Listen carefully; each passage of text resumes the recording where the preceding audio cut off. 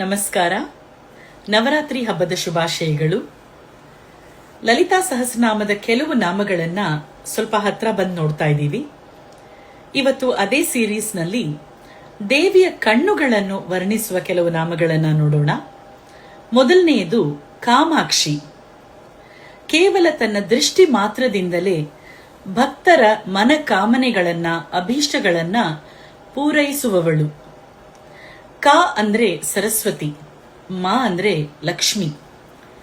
ಈ ಎರಡೂ ದೇವತೆಗಳು ದೇವಿಯ ಎರಡು ಕಣ್ಣುಗಳಲ್ಲಿದ್ದು ನಮ್ಮ ಎಲ್ಲ ಇಷ್ಟಗಳನ್ನು, ನಮ್ಮ ಎಲ್ಲ ಕೋರಿಕೆಗಳನ್ನ ನೆರವೇರಿಸ್ತಾರೆ. ದೇವಿಯ ಕಣ್ಣುಗಳು ಅಗಲವಾಗಿ ದೊಡ್ಡದಾಗಿದೆ. ಅದಕ್ಕೆ ಅವಳ ಹೆಸರು ವಿಶಾಲಾಕ್ಷಿ. ದೇವಿಯ ಕಣ್ಣುಗಳು ಜಿಂಕೆಯ ಕಣ್ಣುಗಳ ಹಾಗಿವೆ. ಅದಕ್ಕೆ ಅವಳಿಗಿರುವ ಹೆಸರು ಮೃಗಾಕ್ಷಿ, ದ ಡೋ-ಐಡ್ ಬ್ಯೂಟಿ. ಅವಳ ಕಣ್ಣುಗಳು ಸುಂದರವಾಗಿವೆ. ಅದಕ್ಕೆ ಅವಳಿಗೆ ಹೆಸರು Vamanayana, the one with the beautiful eyes. ಅವಳ ಕಣ್ಣುಗಳು ಸುಂದರವಾಗಿವೆ ಯಾಕೆಂದರೆ ಅವುಗಳಲ್ಲಿ ಪ್ರೀತಿ, ಮಮತೆ, ಮಾತೃವಾತ್ಸಲ್ಯ, ನಮ್ಮ ಮೇಲೆ ಅಕ್ಕರೆ, ಕಾಳಜಿ ಇವೆಲ್ಲ ಇರೋದ್ರಿಂದ ಅಮ್ಮನ ಕಣ್ಣುಗಳಲ್ವಾ, ಅಂದವಾಗಿ, ಚಂದವಾಗಿ, ಸುಂದರವಾಗಿವೆ. ಒಂದು ಅಮ್ಮ ತನ್ನ ಎರಡು ಮಕ್ಕಳು, ಒಂದು 5 ವರ್ಷದ ಮಗು, ಇನ್ನೊಂದು 2 ವರ್ಷದ ಮಗು ಅಂತ ಇಟ್ಕೊಳ್ಳೋಣ, ಅವರಿಬ್ಬರನ್ನು ಕರ್ಕೊಂಡು ಒಂದು ಪಾರ್ಕ್ಗೆ ಹೋಗ್ತಾಳೆ. ಮೊದಲನೇ ಮಗು ಉಯ್ಯಾಲೆಯಲ್ಲಿ ಸ್ವಿಂಗ್ ಅಲ್ಲಿ ಆಟಾಡ್ತಾ ಇದೆ. ಎರಡನೇ ಮಗು ಪ್ಲೇ ಸ್ಟ್ರಕ್ಚರ್ಸ್ ಅಲ್ಲಿ ಆಟಾಡ್ತಾ ಇದೆ. ಈ ತಾಯಿಗೆ ತಮಗ್ ಪರಿಚಯ ಇರೋರು ಯಾರೋ ಒಬ್ರು ಆ ಪಾರ್ಕ್ ಅಲ್ಲಿ ಸಿಗ್ತಾರೆ. ಅವ್ರ ಹತ್ರ ಮಾತಾಡ್ತಾ ಇದ್ರೂನು ಅವಳ ಕಣ್ಣುಗಳು ಯಾವಾಗ್ಲೂ ಅವಳ ಮಕ್ಕಳ ಮೇಲೆ ಇರುತ್ತೆ. ಅವಳ ಗಮನ ಎಲ್ಲ ಆ ಮಕ್ಕಳು ಹೇಗಿದ್ದಾರೆ, ಸರಿಯಾಗಿ ಆಟಾಡ್ತಾ ಇದ್ದಾರಾ, ಒಂದ್ ಮಗು ಏನಾದ್ರೂ ಬಿದ್ದೋಯ್ತಾ, ಈ ಮಗುನ ಯಾರಾದ್ರೂ ತಳ್ಬಿಟ್ರಾ, ಈ ಮಗು ಏನಾದ್ರೂ ಬಾಯಲ್ಲಿ ಮಣ್ಣೋ ಕಲ್ಲೋ ಹಾಕೊಳ್ತಾ ಅಂತ ಸತತವಾಗಿ ಅವ್ರ ಮೇಲೇನೆ ಅವಳ ಚಿಂತೆ ಇರುತ್ತೆ. ಹಾಗಿರ್ಬೇಕಾದ್ರೆ ದೇವಿ ನಮ್ಮೆಲ್ಲರ ಅಮ್ಮ, ಈ ಇಡೀ ವಿಶ್ವಕ್ಕೆ ಅವಳು ಮಾತೆ. ನಮ್ಮನ್ನೆಲ್ಲ ನೋಡ್ಕೊಳ್ಳೋದಿಕ್ಕೆ ಅವಳ ಕಣ್ಣುಗಳು ಸತತವಾಗಿ ಯಾವಾಗಲೂ ನಮ್ಮ ಮೇಲೆ, ನಮ್ಮ ಪಾಲನೆಗೋಸ್ಕರ, ನಮ್ಮ ಪೋಷಣೆಗೋಸ್ಕರ ಯಾವಾಗಲೂ ಅವಳ ಕಣ್ಣುಗಳು ನನ್ನ ಮಕ್ಕಳು ಹೇಗಿದ್ದಾರೆ, ಅವ್ರಿಗೇನಾದ್ರೂ ತೊಂದರೆ ಆಗ್ತಾ ಇದೆಯಾ, ನಾನಿವಾಗ ಯಾರಿಗೆ ಸಹಾಯ ಮಾಡಬೇಕು, ನಾನಿವಾಗ ಹೇಗೆ ಇವ್ರ ಕಷ್ಟನ ಕಡಿಮೆ ಮಾಡಲಿ ಅಂತ ತಾಯಿಯ ದೃಷ್ಟಿ ನಮ್ಮ ಮೇಲೆ ಸತತವಾಗಿರುತ್ತೆ. ಇದನ್ನ ತೋರಿಸುವ ಒಂದು ಸುಂದರವಾದ ನಾಮ ಅಂದ್ರೆ ವಕ್ತ್ರಲಕ್ಷ್ಮಿ ಪರಿವಾಹ ಚಲನ್ ಮೀನಾಬಲೋಚನ. ಒಂದು ಕೊಳ, ಒಂದು ಪೂಲ್ ಆಫ್ ವಾಟರ್ ಇರುತ್ತೆ ಅಂದ್ರೆ ಅದರಲ್ಲಿ ಮೀನುಗಳಿದೆ ಅಂತ ಅನ್ಕೊಳ್ಳಿ. ಮೀನುಗಳು ಒಂದೇ ಕಡೆ ಸುಮ್ಮನೆ ಕೂತಿರುತ್ತಾ? ಇಲ್ಲ, ಈ ಕಡೆಯಿಂದ ಆ ಕಡೆ, ಆ ಕಡೆಯಿಂದ ಈ ಕಡೆ ಜುಯಿ ಜುಯಿ ಜುಯಿ ಜುಯಿ ಅಂತ ಮೂವ್ ಆಗ್ತಾನೇ ಇರುತ್ತೆ. ಅದೇ ತರ ದೇವಿಯ ಕಣ್ಣುಗಳಲ್ಲಿ ಅವಳ ಕಣ್ಣು ಗುಡ್ಡೆಗಳು ಈ ಕಡೆಯಿಂದ ಆ ಕಡೆ, ಆ ಕಡೆಯಿಂದ ಈ ಕಡೆ. ಯಾಕೆಂದ್ರೆ ನಮ್ಮೆಲ್ಲರನ್ನ ನೋಡ್ಕೊಳ್ಳೋದಿಕ್ಕೋಸ್ಕರ. ಅವಳು ಬರೀ ಮನುಷ್ಯರಿಗೆ ಮಾತ್ರ ಅಲ್ಲ, ಎಲ್ಲ ಜೀವರಾಶಿಗಳಿಗೂ ಅವಳು ತಾಯಿ. ಜೀವರಾಶಿಗಳು ಮಾತ್ರ ಏನಕ್ಕೆ, ಚರಾಚರಗಳಿಗೆ ಅವಳು ತಾಯಿ. ಹಾಗಿರ್ಬೇಕಾದ್ರೆ ಆ ಕೊಳದಲ್ಲಿ ಮೀನುಗಳು ಓಡಾಡೋ ಹಾಗೆ ದೇವಿಯ ಕಣ್ಣುಗಳು ಸತತವಾಗಿ ಕಾನ್ಸ್ಟೆಂಟ್ ಮೂವ್ಮೆಂಟ್ ಅಲ್ಲಿ ಇರುತ್ತವೆ. ಸೊ ಈ ನಾಮ ಏನ್ ಹೇಳುತ್ತೆ ಅಂತಂದ್ರೆ, ಲಕ್ಷ್ಮೀ ಕಟಾಕ್ಷ ಹೊಂದಿರುವ ಅವಳ ಆ ಮುಖದಲ್ಲಿ, ಆ ಮುಖವನ್ನ ನಾವೊಂದು ಕೊಳಕ್ಕೆ ಹೋಲಿಸಿದ್ರೆ ಅದರಲ್ಲಿ ಆ ಕಣ್ಣುಗಳು ಮೀನುಗಳ ಹಾಗೆ ಕಂಟಿನ್ಯೂಸ್ ಆಗಿ ಓಡಾಡ್ತಾನೆ ಇವೆ. ಯಾಕೆ ಅಂದ್ರೆ ನಮ್ಮನ್ನ ನೋಡ್ಕೊಳ್ಳೋದಿಕ್ಕೋಸ್ಕರ. ಕಣ್ಣುಗಳನ್ನ ಮೀನುಗಳ ಜೊತೆ ಹೋಲಿಸೋದಿಕ್ಕೆ ಇದಲ್ದೆ ಇನ್ನೇನ್ ಅರ್ಥ ಇರಬಹುದು? ಕಣ್ಣುಗಳು ಮೀನಿನ ಆಕಾರದಲ್ಲಿದೆ ಅಂತ ಅವಳಿಗೆ ಮೀನಾಕ್ಷಿ ಅಂತ ಒಂದು ಹೆಸರು. ಆದ್ರೆ ಆ ಹೆಸರು ಲಲಿತಾ ಸಹಸ್ರನಾಮದಲ್ಲಿ ಇಲ್ಲ. ಮೀನಿಗೆ ಏನಕ್ಕೆ ಕಣ್ಣುಗಳನ್ನ ಹೋಲಿಸ್ತಾರೆ? ಇನ್ನೊಂದು ಕಾರಣ ಏನು ಅಂದ್ರೆ, ಮೀನುಗಳು ಕೇವಲ ತಮ್ಮ ನೋಟದಿಂದ ತಮ್ಮ ಮೊಟ್ಟೆಗಳನ್ನ ಪೋಷಿಸುತ್ತವೆ ಅಂತೆ. ಇದು ಸೈಂಟಿಫಿಕ್ ಆಗಿ ಎಷ್ಟು ಸರಿ ಅಂತ ನಂಗೆ ಗೊತ್ತಿಲ್ಲ, ಆದ್ರೆ ಕವಿಗಳ ವರ್ಣನೆಯಲ್ಲಿ ಹೀಗಿದೆ.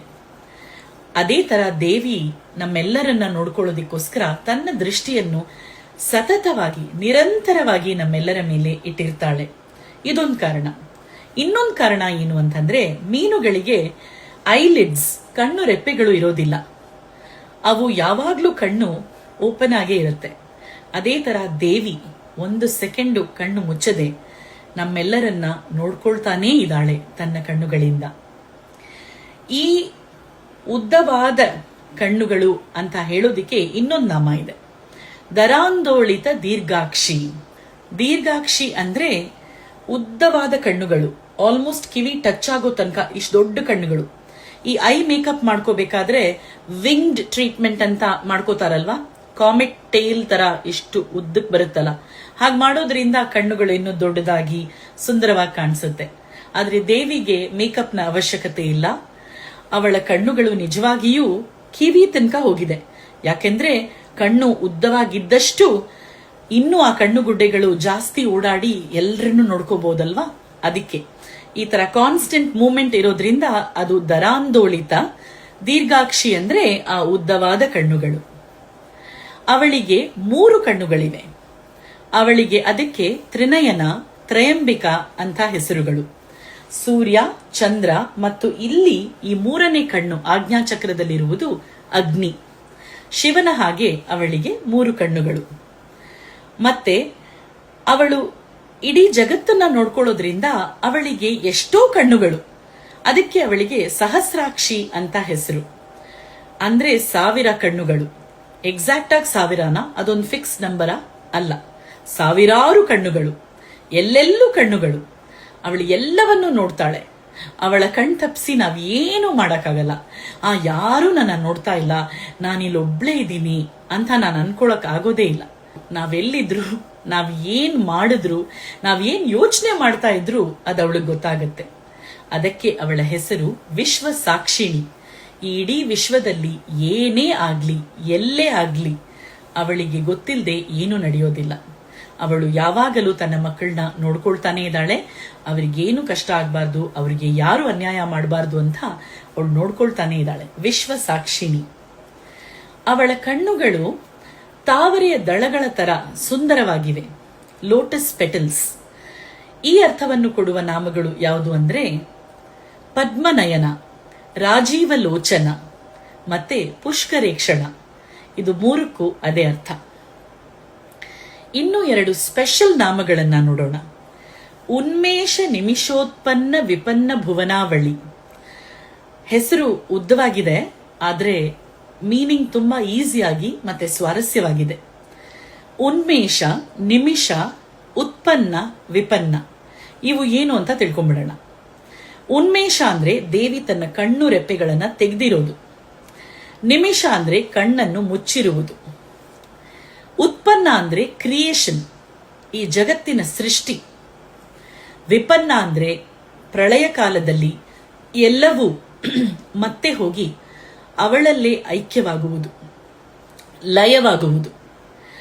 ದೇವಿ ಉನ್ಮೇಷ ಕಣ್ಣು ತೆಗೆದಿದ್ದಾಗ ಇಡೀ ಬ್ರಹ್ಮಾಂಡದ ಸೃಷ್ಟಿ ಆಗತ್ತೆ, ಈ ಲೋಕ ಫಂಕ್ಷನ್ ಆಗತ್ತೆ ನಾರ್ಮಲ್ ಆಗಿ. ದೇವಿ ನಿಮಿಷ ಕಣ್ಣನ್ನು ಮುಚ್ಚಿದಾಗ ವಿಪನ್ನ ಆಗತ್ತೆ. ವಿಪನ್ನ ಅಂದ್ರೆ ಡಿಸಲ್ಯೂಷನ್, ಲಯ. ಉನ್ಮೇಷ ಉತ್ಪನ್ನ, ನಿಮಿಷ ವಿಪನ್ನ, ಹಾಗೆ ಜ್ಞಾಪಕ ಇಟ್ಕೊಳ್ಳಿ.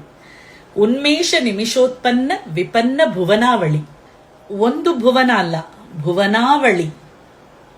ಆವಳಿ ಅಂದ್ರೆ a series of them, a string of them. ಒಂದು ದೀಪ ಇಡ್ತೀರಾ, ದೀಪಗಳ ಸಾಲು ನೀವಿಟ್ರೆ ಅದು ದೀಪಾವಳಿ. ದೇವರ ಒಂದು ಹೆಸರು ಹೇಳಿದ್ರೆ ನಾಮ, ಅನೇಕ ಹೆಸರುಗಳನ್ನ ಉದ್ದವಾಗಿ ಹೇಳ್ಕೊಂಡು ಹೋದ್ರೆ ಅದು ನಾಮಾವಳಿ. ಹಾಗೆ ಅವಳು ಸೃಷ್ಟಿಸುವುದು, ಅವಳು ಲಯ ಮಾಡುವುದು ಅವಳ ಬರೀ ಐ ಮೂವ್ಮೆಂಟ್ ಇಂದ. ಅವಳು ಕಣ್ಣು ತೆಗೆದಾಗ, ಕಣ್ಣು ಮುಚ್ಚಿದಾಗ ಎಷ್ಟೋ ಭೂಮಂಡಲಗಳು, ಎಷ್ಟೋ ಬ್ರಹ್ಮಾಂಡಗಳು ಸೃಷ್ಟಿಯಾಗುತ್ತವೆ ಮತ್ತೆ ಲಯವಾಗುತ್ತವೆ. ಉನ್ಮೇಷ ನಿಮಿಷೋತ್ಪನ್ನ ವಿಪನ್ನ ಭುವನಾವಳಿ. 2ನೆಯ ಸ್ಪೆಷಲ್ ನಾಮ ಕಟಾಕ್ಷ ಕಿಂಕರೀಭೂತ ಕಮಲಾಕೋಟಿ ಸೇವಿತ. ಕಟಾಕ್ಷ ಅಂದ್ರೆ ಈ ಓರೆಗಣ್ಣಿಂದ ನೋಡುವುದು. ಈಗ ನಾನು ನಿಮ್ಮನ್ನ ಡೈರೆಕ್ಟ್ ಆಗಿ ನೋಡ್ತಾ ಇದ್ದೀನಿ, ಈ ಸೈಡ್ ಅಲ್ಲಿ ಏನಾದ್ರೂ ನಡೆಯುತ್ತೆ ಅಂತಂದ್ರೆ ಅದ್ ನನ್ನ ಸೈಡ್ ಗ್ಲಾನ್ಸ್ ಇಂದ ನನಗೆ ನೋಡಕ್ಕಾಗತ್ತೆ, ಪೆರಿಫರಲ್ ವಿಷನ್ ಇಂದ. ಸೊ ಡೈರೆಕ್ಟ್ ಆಗಿ ನೋಡದೆ ದೇವಿ ಹೀಗೆ ಸೈಡ್ ಇಂದ ನೋಡಿದ್ರೆ ಅದು ಅವಳ ಕಟಾಕ್ಷ. ಯಾರ ಮೇಲೆ ಅವಳ ಕಟಾಕ್ಷ ಬೀಳುತ್ತೋ ಅವರಿಗೆ ಸೇವೆ ಮಾಡೋದಿಕ್ಕೆ ಕೋಟಿ ಕಮಲಗಳು, ಕೋಟಿ ಲಕ್ಷ್ಮಿಗಳು ಓಡಿ ಬರ್ತಾರಂತೆ. ಇವತ್ತಿನ ಕೊನೆಯ ನಾಮ ಮದ ಘೂರ್ಣಿತ ರಕ್ತಾಕ್ಷಿ. ರಕ್ತಾಕ್ಷಿ ಎಂದರೆ ಕೆಂಪು ಕಣ್ಣುಗಳು, ರಕ್ತವರ್ಣದ ಕಣ್ಣುಗಳು. ಲಲಿತಾ ಎಂದರೆ ದ ಪ್ಲೇಫುಲ್ ಒನ್. ಲಲಿತಾದೇವಿ ನಮ್ಮ ಜೊತೆ ಸರಳವಾಗಿ, ಸುಲಭವಾಗಿ, ಆನಂದವಾಗಿ ಆಟಾಡ್ಕೊಂಡಿರ್ತಾಳೆ. ಅವಳು ಒಂದು ಕಠೋರವಾದ, ನಿಷ್ಠುರವಾದ, ಒಂದು ಉಗ್ರ ಸ್ವರೂಪಿಯಲ್ಲ. ಅವಳು ಶಾಂತ ಸ್ವಭಾವದವಳು. ಅವಳು ನಮ್ಮ ಜೊತೆ ಫನ್ ಆಗಿ, ಜಾಲಿಯಾಗಿ ಇರೋದಕ್ಕೆ ಇಷ್ಟಪಡ್ತಾಳೆ. ಹಾಗಾಗಿ ಅವಳ ಕಣ್ಣುಗಳು ಒಂಥರ ಆ ಮಿಸ್ಚಿಫ್ನ, ಆ ಫನ್ನ ರಿಫ್ಲೆಕ್ಟ್ ಮಾಡೋ ಹಾಗೆ ಅವಳ ಕಣ್ಣು ಗುಡ್ಡೆಗಳು ರೌಂಡ್ ರೌಂಡ್ ಆಗಿ ಸುತ್ತಾ ಇದೆ. ಘೂರ್ಣಿತ ಎನ್ನುವುದು ಸುತ್ತುತ್ತಾ ಇರೋ ರೌಂಡ್ ಮೂವ್ಮೆಂಟ್ ನ ಸೂಚಿಸುತ್ತೆ. ಮದ ಅಂದ್ರೆ ಇಂಟಾಕ್ಸಿಕೇಶನ್, ಆ ಫನ್. ಸೊ ನಮ್ಮ ಜೊತೆ ಪ್ಲೇಫುಲ್ ಆಗಿ ಆಟಾಡಿಕೊಂಡು ಅವಳ ಕಣ್ಣುಗಳು ಹೀಗೆ ಹಾಗೆ ಸುತ್ತುವುದನ್ನ ಮದ ಘೂರ್ಣಿತ ರಕ್ತಾಕ್ಷಿ ಎನ್ನುವ ಈ ಹೆಸರು ಸೂಚಿಸುತ್ತದೆ. ದೇವಿಯ ಕೃಪೆ ಕಟಾಕ್ಷವು ಎಲ್ಲರ ಮೇಲೂ ಇರಲಿ. ನಮ್ಮೆಲ್ಲರನ್ನು ಅವಳು ಸತತವಾಗಿ ನೋಡ್ಕೊಳ್ತಾನೆ ಇದ್ದಾಳೆ. ಅವಳು ಕಣ್ಣನ್ನ ಮುಚ್ಚಿದ್ರೆ ಇಡೀ ಜಗತ್ತೇ ಪ್ರಳಯ ಬಂದು ಎಲ್ಲ ಮುಗ್ದು ಹೋಗುತ್ತೆ. ಅದಕ್ಕೋಸ್ಕರ ಅವಳು ಮೀನಿನ ಹಾಗೆ ಯಾವಾಗ್ಲೂ ಕಣ್ಣನ್ನ ತೆಗೆದುಕೊಂಡು ನಮ್ಮನ್ನೆಲ್ಲ ನೋಡ್ಕೊಳ್ತಾನೆ ಇದ್ದಾಳೆ. ನಾವು ನಿದ್ದೆ ಮಾಡಿದ್ರು ಅವಳು ಒಂದು ಕಣ್ಣನ್ನ ಒಂದು ಸೆಕೆಂಡ್ ಬ್ಲಿಂಕ್ ಕೂಡ ಮಾಡದೆ ನಮ್ಮನ್ನೆಲ್ಲರನ್ನೂ ನೋಡ್ಕೊಳ್ತಾ ಇದ್ದಾಳೆ. ದೇವಿಯ ಕೃಪೆ ಕಟಾಕ್ಷವು ನಮ್ಮೆಲ್ಲರ ಮೇಲೂ ಇರಲಿ. Thank you. ನಮಸ್ಕಾರ.